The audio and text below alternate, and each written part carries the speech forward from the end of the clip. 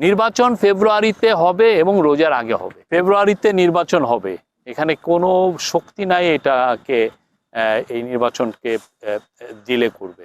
এটা আমাদের chief adviser বলেছেন এবং আমাদের চিফ অ্যাডভাইজার বলার পরেই আপনারা দেখেছেন ইলেকশন কমিশনও বলেছেন। এটা আমাদের পুরো জাতি এটার জন্য প্রস্তুতি নিচ্ছে। আমাদের সরকারের যতগুলো অর্গান আছে ইলেকশনকে প্রিপারেশনে যারা কাজ করে সবাই এটা নিয়ে এখন সবার পুরোদমে কাজ করছেন। ইলেকশন ফেব্রুয়ারিতে হবে, এই বিষয়ে কোনো সন্দেহ নাই। যারা সন্দেহ বীজ রোপণ করছেন তাদেরকে বলবো আপনারা থামেন। ইলেকশন ফেব্রুয়ারিতে হবে, ফেব্রুয়ারির এই রোজা শুরু হওয়ার আগেই ইলেকশন হবে এবং ইলেকশন কমিশন খুব অতি শীঘ্রই ওনারা তো বলেছেন বোধহয় ডিসেম্বরে তফসিল ঘোষণা করবেন এবং তার আগে যে ইলেকশনের প্রিপারেশনের যে কাজগুলো সেগুলো ওনারা খুব শীঘ্রই শুরু করবেন। বাংলাদেশের একমাত্র স্মার্ট সিটি বসুন্ধরা এখন আরো নিরাপদ, আধুনিকতায় আরো এক ধাপ এগিয়ে।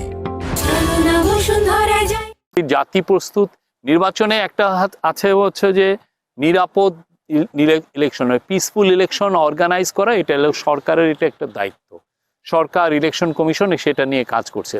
আর একটা দায়িত্ব হচ্ছে সামাজিক যেটা দায়িত্ব, সবাই মিলে একটা ভালো ইলেকশন করা। এটা একটা পাড়ায় মহল্লায়, এটা উপজেলায়, গ্রামে, ডিস্ট্রিক্টে, সব জায়গায় সবাই মিলে এখন পুরো জাতি আসলে অধীর আগ্রহে নির্বাচনের জন্য অপেক্ষা করছে। এবং আমরা মনে করি এই যে জাস্ট এই বর্ষাটা শেষ হলে, আপনি জানেন বাংলাদেশে বর্ষাটা মূলত হয় হচ্ছে জুন থেকে সেপ্টেম্বরের পর্যন্ত। বর্ষাটা শেষ হবে আর দেখবেন যে পাড়ায় মহল্লায় নির্বাচনের আমেজ নেমে এসছে। যারা যারা প্রসপেক্টিভ ক্যান্ডিডেট তারা দুয়ারে দুয়ারে যাবেন ভোটের জন্য। ভোটের একটা পাড়ায় পাড়ায় আপনি দেখবেন যে তারা তাদের নির্বাচনী অফিসগুলো করছেন এবং এইটার আমেজটা সব জায়গায় আসবে। যখনই আমেজটা সব জায়গায় আসবে আমরা নিশ্চিত যে পুরো জাতি তখন, মানে কারো মনে যদি কোনো সন্দেহ থাকে সেই সন্দেহটুকু চলে যাবে। নির্বাচন ফেব্রুয়ারিতে হবে এবং রোজার আগে হবে।